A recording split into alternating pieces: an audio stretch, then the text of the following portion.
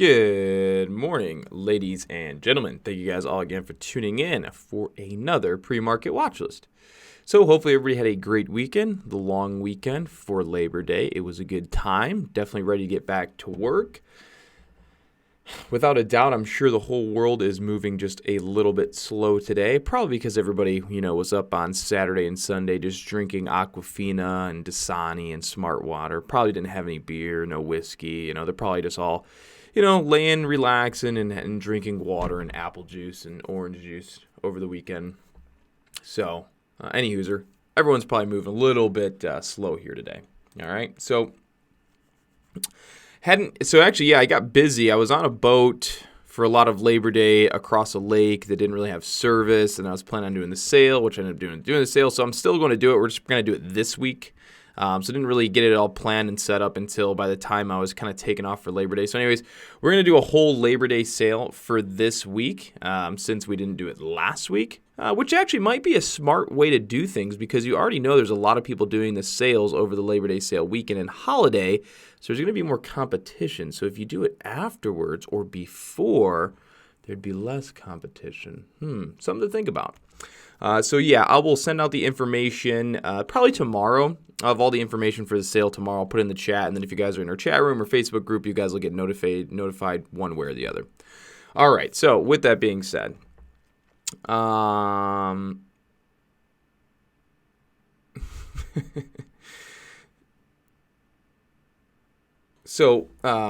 that we kind of got all that out of the way, as you guys can see by the title, one of the main things we'll be taking a look at is going to be ULTA Beauty.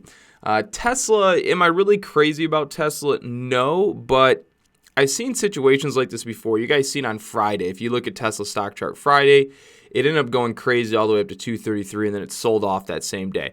It squeezed all the way up to 233 because of the news that China was going to exempt 16 of the model Teslas from tariffs and blah, blah, blah, blah, blah, and the stock spiked. A lot of times when you have a day where you get really, really good news on the stock and it explodes pre-market and then it gets crushed throughout the trading day, it usually has a really good day the day after. Like on AMD, we had it happen with AMD. AMD got this news with Google one day and then it got crushed and it was just tanking that day. And I'm like, everybody buy the bottom of the stock today. And then it ripped the next 3 days. So a lot of times you'll get good news on stocks. Stocks will pop pre-market, then they'll get annihilated throughout the trading day, and then the next day, and then the next day they have really good trading days. So I think that could be what we see with Tesla. So just kind of keep an eye on Tesla today. All right, so I'm going to get into sharing the screen here. Give me a second. So here's Tesla, right? This is it, that big explosive day ahead up to 233 that it got annihilated. And so far, it's kind of grinding in the right direction as of now. But again, doesn't really matter. Still going to be keeping a close eye on it and watching it throughout the day. It just had a really big spike up to here, but it has to come down to about, what is this? It's going to try to come back down to about 224.70 to fill that gap. So something to take note on. Anyways, we'll be watching Tesla today. Tesla's more like just side-by-side watch, see if it has a good green day. Now, ULTA is the main stock that I'll be watching. You can already see pre-market starting to get bought up. Now, do be mindful that ULTA dropped from 341 all the way down to 230. So it dropped just about 100 points, okay? If you think that you're the only person considering buying ULTA on a dip, you'd be crazy. The whole world is watching for a dip buy in ULTA, thinking this is going to be the ultimate buy, which I also think it is too. But considering a ton of people are probably watching it for a long, means it's probably not going to, not that it's probably, but you can run into situations where when something is too obvious, it doesn't always give you the obvious trade, and it kind of gives you a little bit of a struggle. So I think that's what we're going to run into with ULTA. Either way, my initial game plan was to watch it short bias in the morning because after it drops 100 points, has a really bad day like this, and then it's gapping down a little bit here. A lot of times we'll see a bunch of traders come in and try and short the move down and short the stock, and it gets this really aggressive sell to the downside, and then we look for it to get bought right back up early in the morning. So really you're looking for a check mark sort of formation where as soon as the bell opens, it goes down and then bounces right back up, creating kind of a check mark. That would be kind of an ideal scenario for me to start entering for a long swing trade. Again, this is the second day after earnings. So again, the second day after earnings, I don't look for the stock to reverse its direction. I look for it to continue in the same direction, right? That's what we do. When you have a stock on earnings come down like this and it just fades all day and stays low and closes low, you look for continuation down before looking for a reversal back up. Same thing vice versa. If a stock goes up all day on earnings and then closes really high on earnings, you look for continuation the following day after earnings before looking for a reversal short trade.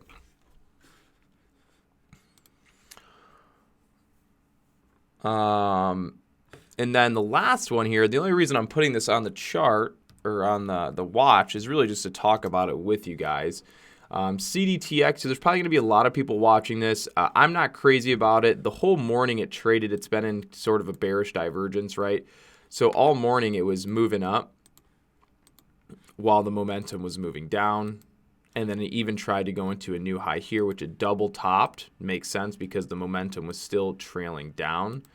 So all morning, really, this has been losing momentum and losing steam. So there's going to be, so if you're going to follow CDTX, I would just be extremely patient with it because for one, it already has the choppy wick grinding candles. The float's 25 million, so it's already more of a medium float, not really a low float.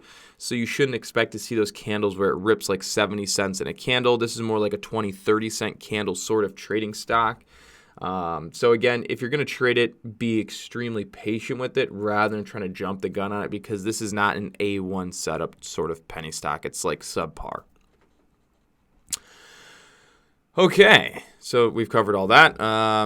We'll touch on the market real fast. I'm actually going to do a video probably later today touching on the market, and I decided I'm actually going to try and do this almost every month towards the end of the month or the beginning of the month, do a full analysis of pretty much all the major indexes so you guys can see where we sit with all the major indexes per month. And then once new month or end of the month come, we'll do a new video kind of giving an outlook on where they all stand in terms of the technical side and maybe a few news updates or whatever's floating around the market. But anyways, so the market kind of came down to this 289, which makes sense because if you look back, you have this kind of top area right here, 289, and now we're trying to bounce off that. Now, ideally, I would say that the market would try to fill the gap on the day, which in reality, it already did fill the gap, but on some bogus bullshit predetermined buy order. So that was all garbage shit anyways. So I still think we're going to see a little bit of a bounce in the market today. Not really in the market, but just more of like a green day or a green move. No, we won't see a green day most likely, but at least a green move up to kind of fill the gap around 292. Because we had this down move, then we bounced, consolidated, then we pushed, and now we just pulled back 50% of this leg move up. Basically, I mean, I would say it's probably close to 50%. Yeah, it was exactly 50%. Yeah, we retraced exactly 50%. So I would say we're probably on more of like a consolidation, a little bouncing day than we are anything really big up or big down. So just take note on that. That's all we're talking about.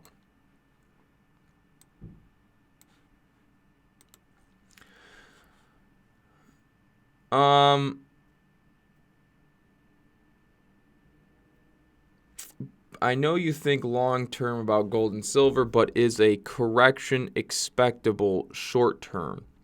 So corrections happen all the time. I mean, if you go back and you look at the chart, I mean, we had basically two. In reality, I mean, many are going to argue, many would argue that this is like a mini correction, which it kind of is. Many would argue that like that's a small little mini correction. This is definitely a correction, right? Oop, let me go. Sorry, I need to go to a yearly chart. No, I need to go to a 2-year chart. 4 years day, that'll work. All right, many are going to say this right here is correction. So we get them all the time, like back here. I can't remember off the top of my head what the actual decrease in the market is to consider a correction or a crash. I think it's above. Yeah, I'll find the numbers. I think below 20% drop, you're going into like a crash or a bear market. So I'll get the numbers for you guys next week. But But yeah, I mean, when you say is a correction, see, let me say, he said, I know you think of long-term gold and silver, but is it correction expectable short-term? Are you talking about a correction in the gold and silver market? Yeah, absolutely, right? Like gold and silver is not just going to run straight up like it has been for forever. It's going to bounce. It's going to pull back. It's going to make you all nervous to continue holding it. But again, see, I'm not. So when you think about it, if you're holding long-term gold and silver, yeah, there's going to be moves up and down within 4 or 5 year period. But again, if this market rolls over, not if, when, because it will, when it rolls over, we're going to probably see an initial pullback in gold and silver because when the whole market's just going crashing, everybody panics, right, and starts selling things off, right? So a lot of times I actually see like a slight pullback in the gold and silver market during that time. But shortly after, we'll pick back up because it'll be seen as a safe haven, and then it will go on a nice run. So I'm basically playing gold and silver because the market's high, and we're probably going to go into a recession, or we'll have a bear market, or maybe even a crash, or maybe even another 2008. But we're going to have a negative downturn in the market soon enough.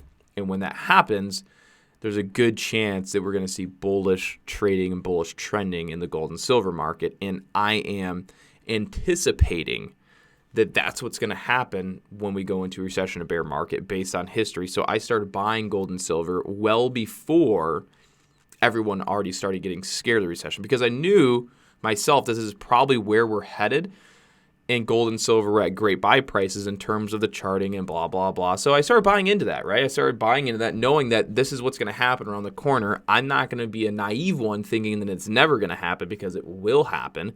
So I'm positioning myself for the scenarios and the cases that are most likely going to happen. And again, you're already seeing people buying up into gold and silver, right?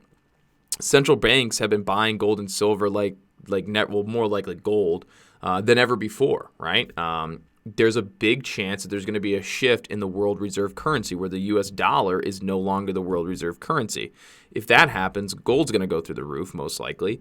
So again, for all of you guys here in the United States, don't think that the United States is a bubble anymore and we're just going to be masters of everything anymore. There's a shift. It's happening. And, soon enough, the U.S. dollar may no longer be the world reserve currency, which then can say a lot, so which means your U.S. dollar is going to crash probably for some time. And then a lot of people are going to flee into gold and silver. The likelihood that we go back to the gold standard, probably not. I could see a future in cryptocurrency backed by gold. So again, people always ask me, why aren't you getting into cryptocurrency? It's not that I don't want to. It's just, again, there's so many of them. It's still so new. It's really hard to pick and choose which one's going to be the almighty cryptocurrency. So I'd rather just pick something that I know will most likely be backed by cryptocurrency, which would be gold. So no matter what cryptocurrency goes, gold's most likely going to back it. So gold will most likely go on a run. That's the way I see it. So anyways, let me delete these drawings. I don't want those up. WizardCon predetermined buy orders. Like I have shit tons of money and I'm a billionaire and I want to buy up like 400,000 shares of the S&P 500 on this date at this price, and then it's just a predetermined buy that's set in place so that no matter what the price is, you buy it whether it's up or down. So you can do that. It's like a predetermined order that would go in place on a specific date and time at a specific price that's agreed upon well before that date and time.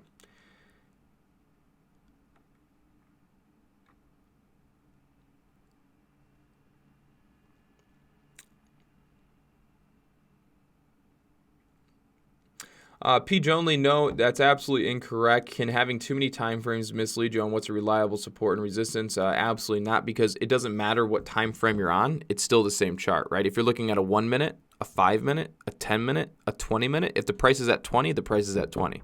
If support's at 20, support's at 20. So again, if support's at 20 and you're looking at a daily chart and the stock price is at 20, it's at support. If the support is at $20 and you're looking at a 5 minute chart and the price is at $20, then it's at support. So no matter what time frame you look at, it doesn't matter because the price of support is the price of support. So whether it's a daily chart, this chart, or this chart, it just looks different, but the price is still the same.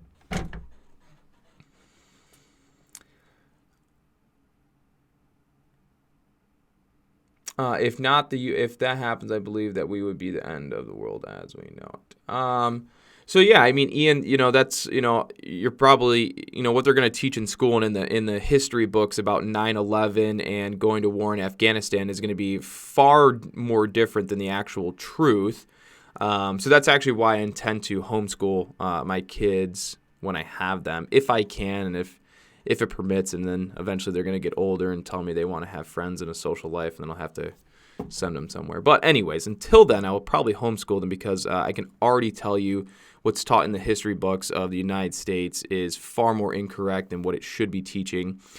Because what I come to realize as I got older and obviously more smarter is a lot of things in school aren't taught the correct way. For one, they don't teach finance, so I'd like to teach them finance and things like that. And I'd like to teach them the correct history, like why we actually went to war in Afghanistan and why we, and when we, came to the States, right, when we came to this country, how millions and millions and millions of Native Americans were killed off and the land was stolen from them. They don't really teach that. They just kind of teach about a little war, but they really don't teach about how we actually kind of came and invaded their land, stole it from them, killed a bunch of them, and then took over and then thought we were being the nice guys by giving them little Indian reservations around the United States, in which we're slowly taking that away from them. So again, a lot of what's taught leaves out a lot, and that's what I don't want my kids being taught. So I'm going to try and do my best to homeschool them for reasons like that. Cisco, yeah, we can take a look at Cisco.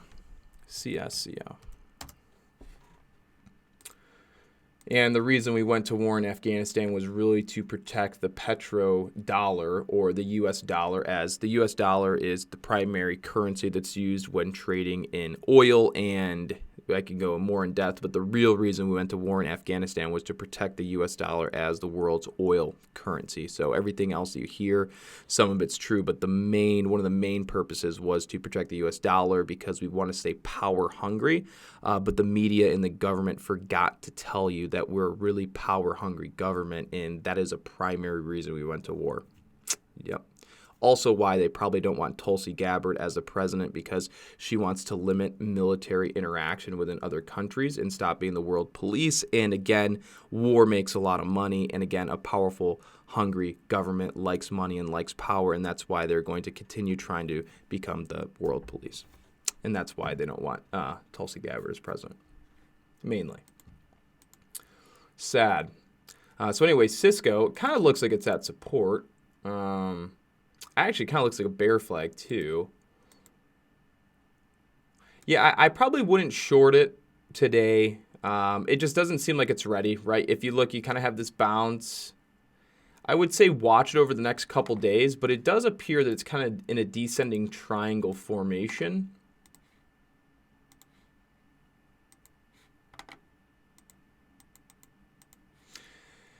Yeah, it looks like it's in a little bit of a descending kind of triangle formation. And if you look to this side, excuse me, zoom out a little bit. If you look to the left, like this $46 price, like isn't really a support in terms of like anything. I mean, I could see where it's coming in this consolidation. But what I would probably do is keep an eye on it and look for it to break down some of the support, and look for a short trade.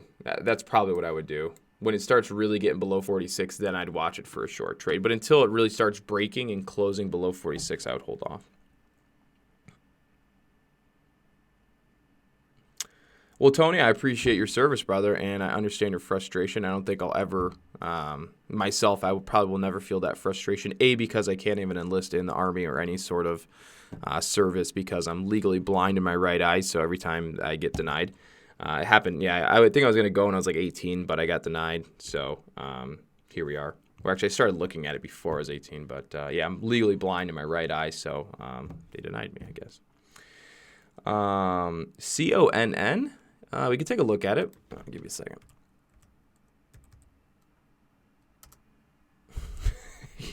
Yeah, I kind of do need to. We usually don't go this far into anything political or social, but sometimes the day happens. Oh, this is interesting. I haven't seen CONN today. So far, the chart formation looks good. Yeah, does look pretty decent. So we should be, what are we at? 22, 20, 22. So on the daily chart, the price of CONN will be running into a previous resistance top, and it's also going to be moving right into about, we're actually over that, excuse me. I'd watch it long initially. Yeah. It's holding pretty well pre-market. Doesn't have a lot of volume, so it might be a little iffy. The spread might be kind of a challenge, but I'd probably watch it long initially before anything.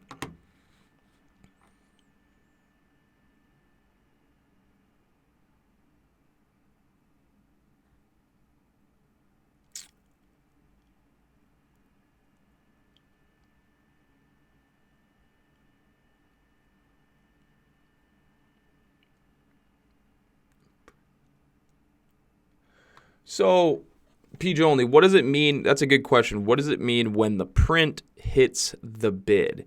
So if you're looking at the print, which would be the time and sales window, yeah, so that's the print. Excuse me, I had like a little brain fart there. When the time and sales window is printing orders and you're seeing that the orders are coming through at the bid price of the level 2, that lets you know that somebody is just buying the bid, right? They're just that's basically what that means. All right, or sorry, excuse me. Yeah, someone's, well, yeah, I mean, it could go both ways, really. I don't want to confuse anybody by doing that. But basically, if you're looking at the level 2 and the price you see on the level 2, whether it's bid or ask, and then you look at the time and sales and you see orders coming through at the same price as the bid or ask, that just means someone's either buying or selling directly on the ask, or eating up the bid or eating up the ask.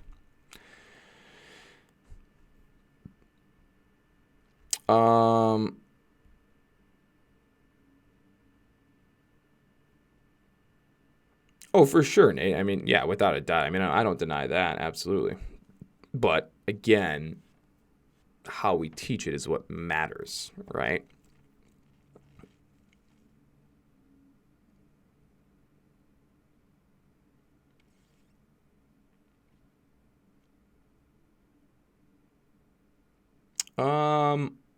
Yeah, so anyways, it's about 8:59. I'm gonna run, guys. I'm gonna get back to our private group. Tomorrow I'll have all the coupon codes and everything for our sale that we were gonna do for Labor Day, but kind of just got pushed back into this week. So anyways, thank you guys once again for tuning in. Only little notes I can think about are kind of watch Tesla today. You know, maybe that'll have a good day after the news on Friday. And then also watch ULTA Beauty initially. Watch it to see if it kind of moves down in the day from a short, creates like a check mark look, and then it might be ready for a swing trade long. If not today, I'd be more inclined to see it tomorrow or the next day. A lot of times you're not going to see them continuously just dump out after earnings like that. People are antsy to start buying them up. All right, guys, everybody take care. Have a great day. And last touch on Riviera on CGC. CGC broke the $25 support. Hasn't really been giving us enough buying attention to bring it back up. I'm still watching it, but for right now, kind of on standby with CGC. All right, guys, everybody take care. Have a great day, and I'll see you guys all tomorrow morning.